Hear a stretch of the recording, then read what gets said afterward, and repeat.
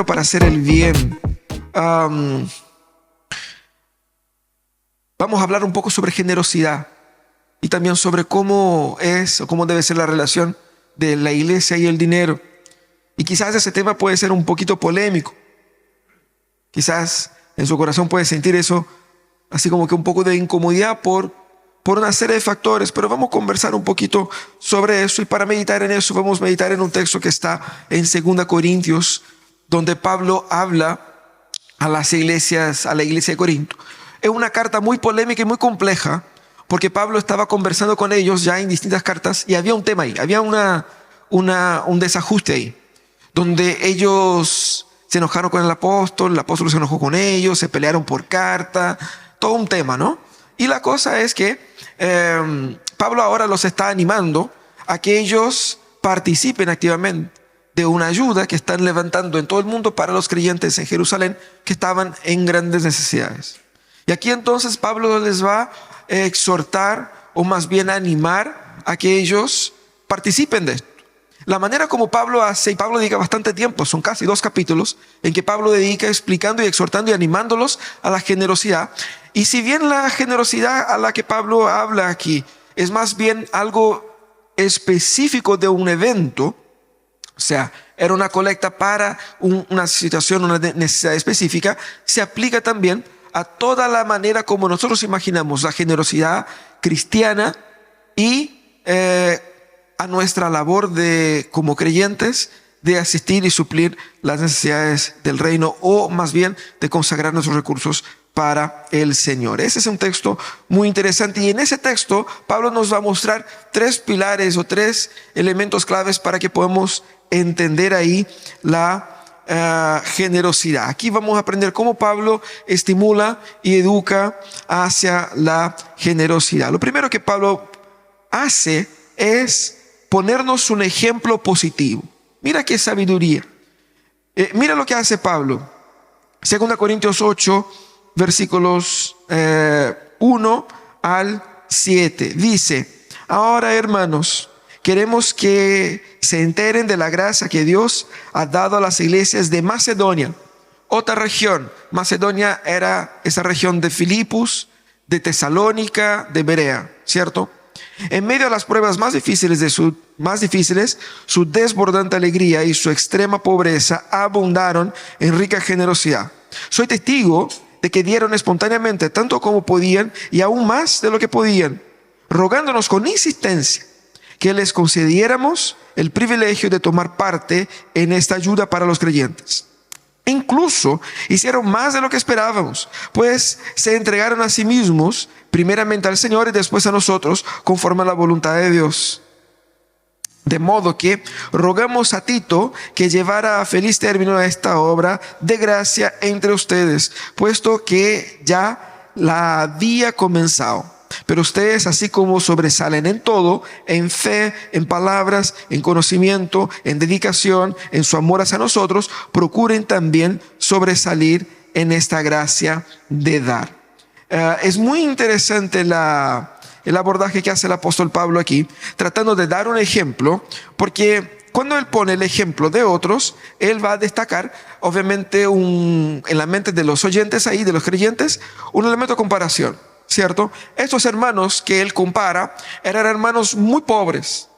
Si usted se acuerda de la carta de Pablo a los filipenses, Pablo en esa carta exhorta que ellos sean alegres en el Señor, porque ellos estaban en profunda persecución, dificultades y pobreza. Tanto es así que en las cartas a los filipenses y a los tesalonicenses, Pablo en ningún momento tiene que orientar a los ricos del mundo que fuesen parte de la congregación a que fuesen generosos. ¿Por qué? Porque probablemente no lo sabía, ¿no? Eran comunidades muy pobres. ¿Y qué es lo que dice? Ellos fueron personas que se dispusieron a ofrendar, no solamente de una forma natural, sino que ellos fueron más allá en su entrega, en su generosidad. Y en el versículo 5 dice que ellos literalmente suplicaban por el privilegio de participar. No entendían como una carga, como un peso, como una obligación, sino que sentía que era una bendición poder hacerlo. Y Pablo dice aún más, dice que no solamente entregaron de lo que tenían y de lo que no tenían, literalmente lo que es las palabras de Pablo, sino que a sí mismos se entregaron. Primero al Señor y luego a nosotros. O sea, no fue una cuestión de boca, no fue porque les sobraba, no fue para hacer así como buena onda con otros, sino que ellos se la jugaron, se entregaron de verdad, ¿cierto? Y eso es muy hermoso. ¿Qué es lo que Pablo quiere con eso? No es para dejar así como que en mala a los de Corintios, para decir, mira, ¿cómo hacen las mamás? Mira a tu hermano, ha sacado puro 7 y tú ahí. No fue eso lo que hace el apóstol Pablo. Lo que hace el apóstol Pablo, ya dice en los versículos 7 y 8, o 6 y 7, ¿no? Es reactivar en ellos la iniciativa de la colaboración. Porque Pablo va a decir que ellos, un año antes, ya habían iniciado con esa idea. Ellos propusieron esto. Oye, hagamos una ayuda para los creyentes que están en necesidad. Tenemos que entender un contexto acá. Ellos son gentiles. ¿Y quién estaba en necesidad? Los judíos. La intención de Pablo no solamente era práctica, pero también teológica, mostrando que judíos y gentiles no son dos cosas, sino que una sola iglesia. Por lo tanto, había una preocupación teológica ahí, ¿cierto? Y Pablo quería motivar a ellos a eso. Pero también Pablo quería, por medio del testimonio de otros, enseñar una muestra de qué es lo que es la verdadera generosidad. Cómo la generosidad de los macedonios puede ser imitada por ellos. Y eso es muy importante que entendamos eso, hermanos. La importancia del ejemplo para la generosidad es fundamental. ¿Por qué? El ejemplo, en primer lugar, nos va a confrontar. Porque no hay modo. Cuando vemos un caso como el de los macedonios acá, uno se siente, ¿y yo? Él está haciendo eso, ¿qué hago yo? Pucha, no estoy haciendo nada. Pucha, que soy apretado. El ejemplo primeramente nos confronta. Y está bien que nos confronte. Porque en segundo lugar, ¿qué es lo que hace el ejemplo? Nos ilustra. Hace lo que es un ejemplo. Nos permite visualizar cómo hacerlo. Y hay uno, podría ser eso. Y en tercer lugar, nos motiva. Porque uno es más dispuesto a participar de algo cuando ve a alguien haciendo. ¿Han visto eso? Eso es muy potente. Cuando yo veo a otros haciendo algo, me motiva. Los que son padres saben lo tanto que sus hijos lo imitan, ¿cierto? Hemos visto al Vicente aquí tratando de querer tocar piano. ¿Por qué piano? ¿No? Porque su padre toca piano. Porque él lo ve haciendo, ¿no? Y ustedes pueden ver ahí también en otros contextos cómo la gente tiende a imitar. Si usted está en la calle y se pone a mirar para arriba, en 2 minutos se va a parar alguien y va a mirar también. Porque la gente imagina que estás haciendo algo y estás viendo algo y quiere ver también, la gente imita. No está viendo nada. Es una tendencia, una naturaleza humana. Por lo tanto, el ejemplo tiene ese factor y el apóstol Pablo está utilizando eso. Lo pone ahí. Ahora, ¿qué es lo que es para nosotros ejemplos? ¿Qué sirven de ejemplos de generosidad? ¿Quiénes son las personas que tú conoces que es para ti, que podría ser para ti un ejemplo de gente generosa? De gente que saca la ropa de su cuerpo para vestir a alguien. O más, en esa exhortación, ¿yo soy los corintios o yo soy los macedonios? ¿Me tienen que retar a mí o yo soy el ejemplo para otros? Pablo primeramente lo que hace aquí es mostrar el ejemplo. Pero en segundo lugar, lo que Pablo va a hacer es establecer el fundamento en Cristo. ¿Por qué? ¿Por qué nosotros no debemos ser generosos solo porque otros son generosos? ¿Por qué debemos ser generosos? Y Pablo pone aquí el fundamento. Él va a decir, no es que esté dándoles órdenes, sino que quiero probar la sinceridad de su amor en comparación con la dedicación de los demás. Ya conocen la gracia de nuestro Señor Jesucristo, quien era rico y por causa de ustedes se hizo pobre, para que mediante su pobreza ustedes llegaran a ser ricos. Pablo tiene una preocupación especial en que ellos no se sientan impulsionados a ser generosos solo por obligación. Pablo quiere que la generosidad sea correctamente motivada. Y para que sea correctamente motivada, tiene que estar fundada en Cristo. Por eso no era un orden, Pablo insiste, era una instrucción, una orientación para que sea voluntaria, para que sea natural. Y el ejemplo de los macedonios servía como un criterio para juzgar cuán genuino era el amor de ellos. Ahora, cuando él da el ejemplo de Jesucristo acá, como que le sube la barra, ¿no? Como que nosotros no tenemos que ser generosos como fueron los del lado. Nuestro paradigma es Cristo. ¿Y qué tan generoso fue Cristo? Pablo utiliza aquí el concepto teológico de la humillación de Cristo, que está dentro del concepto teológico de la encarnación. Él se despojó de sí mismo. Él abrió manos de cosas que él tenía. Asumió, y la pobreza al que se refiere es exactamente la encarnación. Ese estado limitado para enriquecernos a nosotros. De manera que yo no puedo ser un seguidor del Cristo si no hago lo que el Cristo hace. Entonces, la humillación de Cristo es el paradigma de la generosidad. Jesucristo mismo a sus discípulos, ¿qué es lo que hizo en la última cena? Le lavó los pies y dijo: así como yo sirvo a ustedes, ustedes deben servir también a los demás. De ese modo, la negación de la generosidad es la negación a Cristo. Es la negación de la gracia y de los beneficios que tengo en Cristo. Al mismo tiempo que la generosidad, correctamente motivada por el amor que nace de Cristo, es la correcta expresión de Cristo en mí. Eso es lo que la Biblia quiere que entendamos. Generosidad debiera ser no solamente socialmente motivada. Voy a hacer esa donación porque puedo deducir del impuesto, ¿no es verdad? Ahí a los contadores. O porque me están viendo, o porque me siento bien hacerlo, sino que es movido por un amor sacrificial como el de Cristo, que no va a ganar nada en cambio. ¿Y sabe cómo sabemos cuando nuestra generosidad no es tan generosa? Cuando después, más adelante, estamos en necesidad y uno dice: mira, uno yo le ayudé y ahora que estoy necesitado no me ayude en nada. O sea, se le está cobrando, vendiste, y a veces con intereses, un beneficio en el pasado para cobrar en el futuro. Te doy hoy día en que estás en necesidad y que cuando yo esté en necesidad tú me ayudas. Es un intercambio, es un comercio.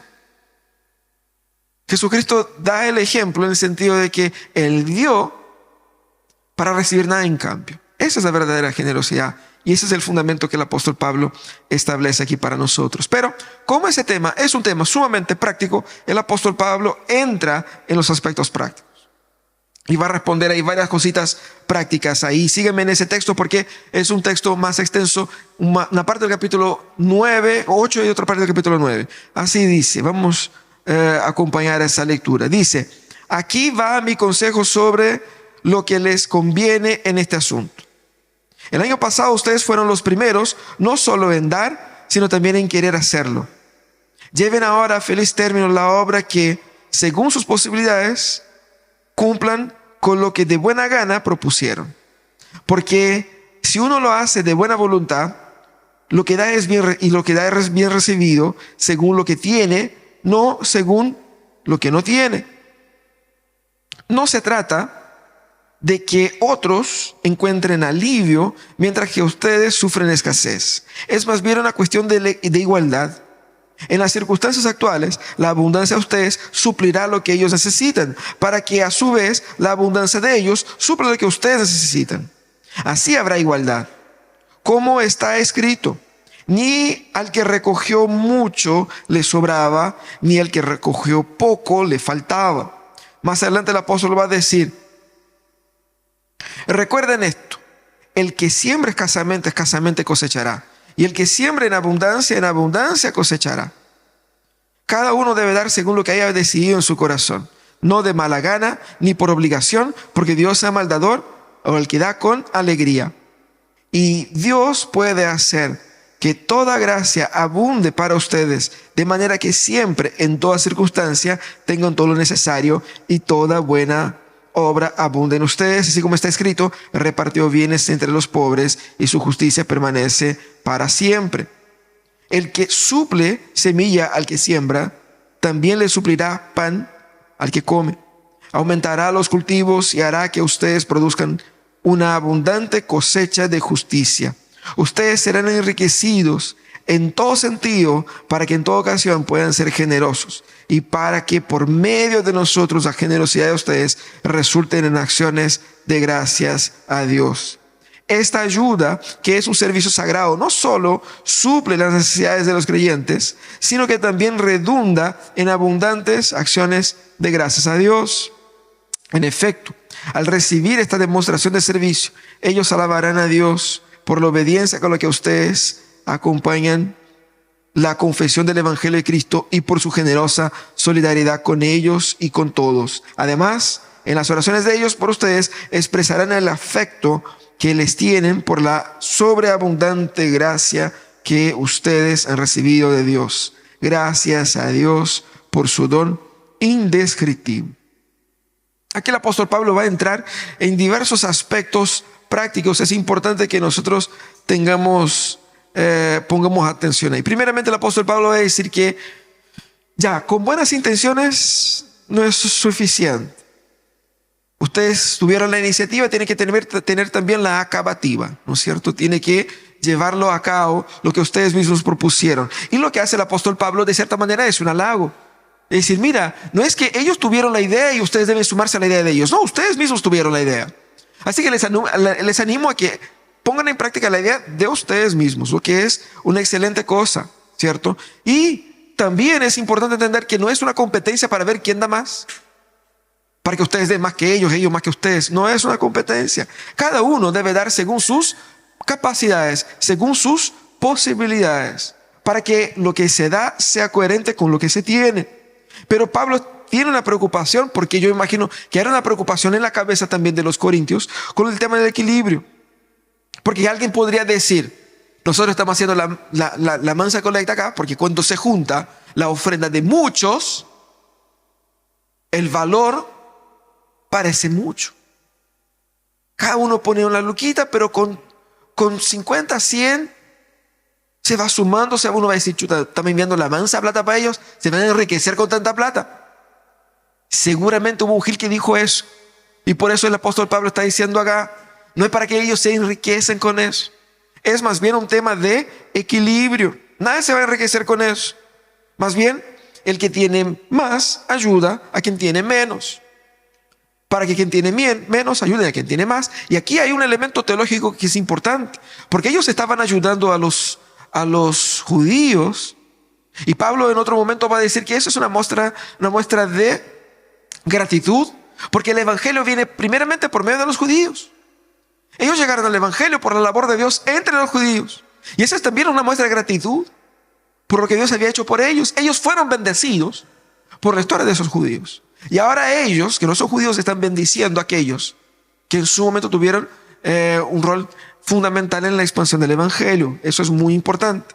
Ahora, Pablo tiene una preocupación muy grande con que eso sea sincero. Tiene que ser sincero y tiene que ser intencional. Por eso dice que tiene que ser de buena, no de mala gana, no por obligación.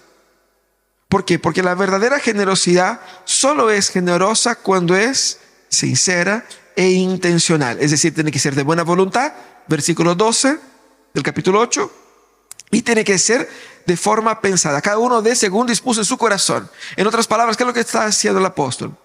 Yo tengo que planificar eso, no por impulso, no porque, pucha, yo que puso tanto, yo pongo también, sino que yo tengo que planificar eso para que sea coherente, pero también para que sea honesto, ¿cierto? Y lo que va a mostrar el apóstol Pablo es que dar, sea por apariencia, sea por vergüenza de no dar, sea por presión social, sea por temor, sea por el orgullo, no glorifica a Dios. Dios ama al dador alegre. ¿Quién es el dador alegre? Aquel que da porque se alegra con la satisfacción del otro. Se alegra con la con el otro siendo suplido y alimentado. Ese es el dador alegre, el que da sin esperar cambio, el que da sin el dolor de perder algo, ¿no? Y ese dador alegre es aquel que quiere beneficiar a otros hasta el límite de sus condiciones y se alegra con la necesidad del otro siendo suplida. Ahora, Pablo pone énfasis también en la reciprocidad de esa generosidad. Es decir, y aquí es un tema quizá en algunos contextos bastante controversial, porque uno va a decir, si yo soy generoso, Dios me bendice, entonces soy generoso para que Dios me bendiga. También no es un intercambio. También no estoy dando para que Dios me dé. Y mientras más doy, más Dios me dará. Esa es la teología que se ha propagado por ahí. Pero el apóstol Pablo, sin tener temor a caer en esa problemática, él expresa un elemento fundamental de las Escrituras. Es que la fe, cuando es vivida de forma auténtica, produce frutos. Incluso la fe, cuando es expresada por medio de la generosidad. Dar es sembrar, capítulo 9, versículo 6. El que da semilla, o el que siembra mucho, dice, mucho cosechará. Cuando yo por medio de mi fe alimento a muchos, no es que Dios me dará una contrapartida, un cashback ahí, ¿no es cierto?, una devolución, sino que mi fe produce frutos.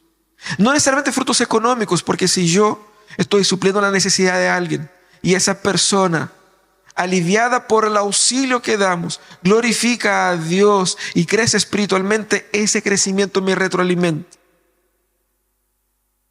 Dios cuida no solo del que recibe, pero también de quien da. Aquí la generosidad implica en bendición porque Dios es generoso en abundancia. Y esa es la clave. No depende de mí.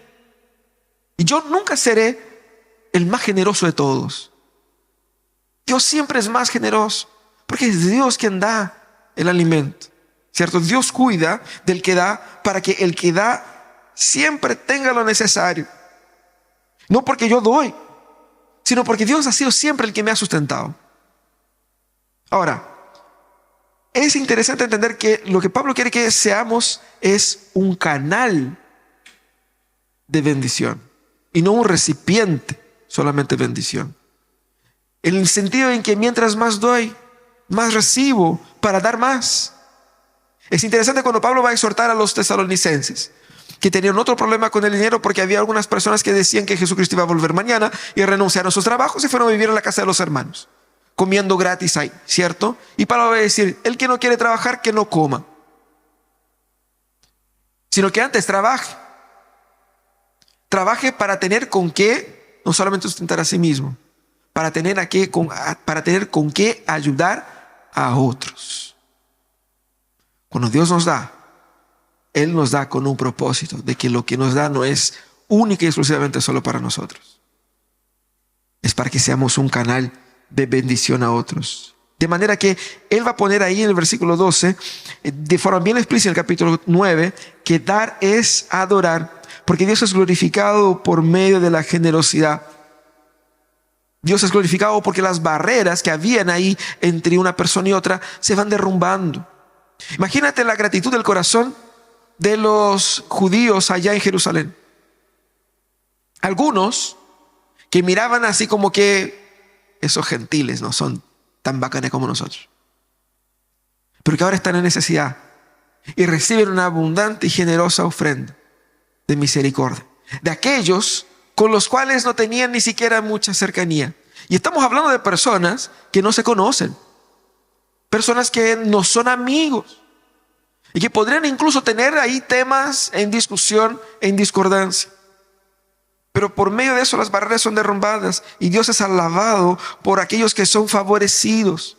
Porque al recibir, ¿quién ellos creditarán esa bendición? Primeramente a Dios. Entonces Dios es alabado. Nuestra generosidad redunda en gloria a Dios, en bendición a Dios. Y eso es lo que el apóstol quiere que entendamos. Que Dios usa nuestra generosidad para bendecir a otros. Ahora, les hago una pregunta bien importante. ¿Cómo nosotros aplicamos eso a nuestras vidas hoy? Como iglesia, como creyente del siglo XXI. Dos formas bastante directas de aplicar eso es, primeramente, nosotros somos generosos por medio de las ofrendas que entregamos. Obvio que uno puede ser generoso también en un contexto personal, privado, externo, generoso con sus parientes, generoso con sus vecinos, generoso en el ambiente laboral, pero institucionalmente, como iglesia, una de las maneras es ser generosos por medio de la ofrenda, que cuando nosotros utilizamos el recurso para bendecir a otros. Y es aplicado cuando yo ayudo a alguien por medio de la colaboración que entregamos como una expresión de adoración a Dios. No es por una colaboración que entregamos formal, sino que tiene un elemento espiritual y profundo en eso. La ofrenda sirve para suplir la necesidad de otros, sea las ofrendas que entregamos de víveres, las ofrendas económicas, porque sabemos que muchas familias de la iglesia pueden estar pasando por malos momentos. Tenemos un fondo que ayuda a esas familias, tanto económica como también con los víveres, y que muchas familias han sido bendecidas y socorridas por eso, y eso se da por medio de la generosidad con la que damos. Pero otra forma también de aplicar eso es por medio del diezmo. Y el diezmo es un tema que para muchos es un tema delicado y polémico. No debiera ser. La Biblia no tiene ningún problema en hablar de eso. De hecho, habla bastante. ¿Qué es lo que es el diezmo? El diezmo es la consagración de 10% de todos mis ingresos a la obra de Dios. No es generosidad. Diezmo es la comprensión de que todo lo que tengo viene de Dios y yo adoro a Dios devolviendo 10%, no dando, sino que devolviendo 10%. Devolviendo porque no es mío, es de Él. Y cuando dice que es de Él, allá en Levíticos 27:30, Él dice, el diezmo de todos los animales es mío, ustedes deben consagrármelo a mí. Pero no solamente el diezmo está fundamentado en la ley del Antiguo Testamento, sino que Abraham, antes que eso, entregó el diezmo a Melquisedec. Honrando, es una expresión de adoración a Dios, de servicio al Señor. El concepto del Antiguo Testamento de primicia y la función del diezmo está en regular mi relación con los recursos que tengo. Porque lo que hace es decirme qué es lo que es prioritario, qué es lo que va en primer lugar. Tengo que establecer un orden de gastos, un orden de salidas. ¿Cuál es lo primero?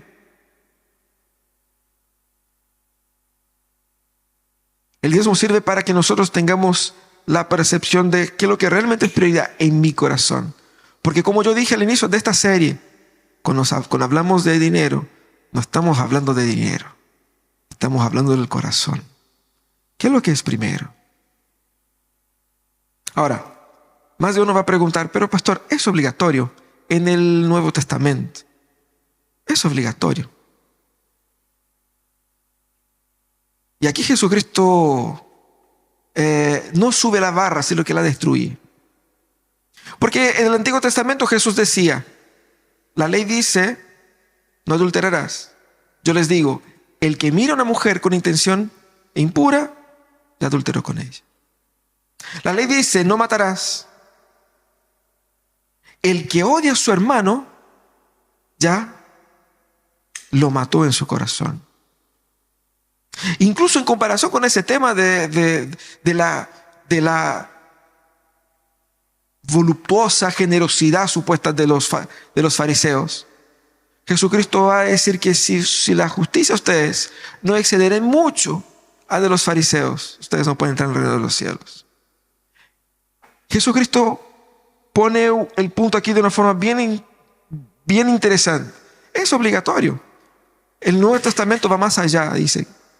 Más que una obligación, es un privilegio. Es un privilegio de los discípulos. ¿Quién puede diezmar? Solamente aquellos que han entregado sus vidas a Jesús y que no tienen nada más que a Cristo mismo. No poseen nada, no tienen familia, no tienen bienes, no tienen vida, porque todo eso fue entregado a los pies de la cruz. Nada es mío, nada es nuestro. todo de Cristo. Por lo tanto, el diezmo es un privilegio de aquellos que ya se entregaron a Jesús. Quien entregó todo a Cristo no tiene que andar regateando por monedas. Es todo de Él. De manera que en el Nuevo Testamento el 10% no es un techo, sino que un piso, como una evidencia. Pero no solamente eso, el diezmo es una expresión de amor, porque el discípulo que ama a la iglesia, ama el reino de Dios, quiere que ese reino se expanda. Nosotros invertimos en lo que amamos. Y aquí les voy a decir algo vergonzoso, pero tampoco, no tengo vergüenza tampoco de decir. Corinthians está ahí pagando su estadio, ¿no? Invitaron a los hinchas a que compren ahí, hagan una donación para financiar ese estadio, cualquier valor. Y yo quiero hacer eso. Uno va a decir, es absolutamente inútil. Millones de otras personas pueden hacerlo, no tienen que hacerlo. Pero el cariño que uno tiene por algo hace con que uno quiera, yo quiero participar de eso. Yo quiero ser un ladrillo en esa historia. Pero algo que yo amo más es a mi esposa, obviamente, ¿cierto? Pero algo que amo más que a mi esposa es ver a alguien entregando su vida a Jesús. Yo quiero ser parte de esa historia. Yo quiero contribuir no solamente con palabras, con gestos, pero yo quiero contribuir de tal manera que la silla en que la persona se siente del día en que vino a escuchar de Jesús puede haber sido comprada parcialmente con los aportes que yo hice. Que los templos que se van construyendo fueron comprados con recursos que nosotros pusimos, porque yo quiero que eso exista. Yo quiero que existan templos, pastores financiados, iglesias y el evangelio avanzando. ¿Y cómo demuestro que yo quiero? Cuando yo soy fiel al Señor en eso, Señor, sí yo quiero. Yo sé que no es de mi fuerza, porque el Señor es dueño de todo el oro, de toda la plata, pero lo que el Señor dice es, por medio de eso, tú te tornas partícipe. Él me da el privilegio de participar en eso, y al participar en eso yo expreso el amor que tengo por eso. Pero más de uno va a decir, pero pastor, ¿sabe que estoy tan apretado? Es difícil. No le quito la razón, es difícil. Pero también el diezmo es una expresión de dependencia. No depende de mí. Estamos en el día 25 de mayo. Y quizás ustedes están ahí, chuta, que el mes que no termina. Más encima el pastor hablando de eso. Es dependencia y fe. Porque nosotros podemos decir, chuta, esa platita yo lo ocuparía para tal cosa y tal cosa. Me aliviaría acá, me ayudaría en eso, en otro. Pero yo no puedo hacer eso con algo primero que no es mío y después decir, Señor, confío en ti. Quien confía se lanza. Yo no puedo tener un plan B. Yo no puedo sacar al Señor lo que no es mío. Tengo que confiar. Tengo que creer. Él me dio y Él va a garantizar que no falte. Prefiero apostar en el Señor que apostar en mi gestión. De manera que el diezmo no es un tema de generosidad, no es un tema de obligación, es privilegio, es honra a Dios. Es alegría de participar en la historia redentora de Dios en el mundo. ¿Te confronta ese tema? ¿Te incomoda? A veces nosotros podemos escondernos detrás de nuestras deudas, detrás de historias pasadas, como que para justificar nuestros sentimientos con relación a ese tema. Pero hermanos, entendamos algo. Si yo no puedo entregar ni siquiera 10% de lo que yo recibo de dinero a Dios, yo no puedo decir que le entregué mi corazón, porque mi corazón cuesta más. Yo no puedo. Dios no quiere 10, Dios quiere el 100. Y yo demuestro que doy 100 porque doy 10, al menos. Y demuestro al Señor, Señor, yo Yo no quiero dinero para ser feliz, porque mi felicidad está en ti.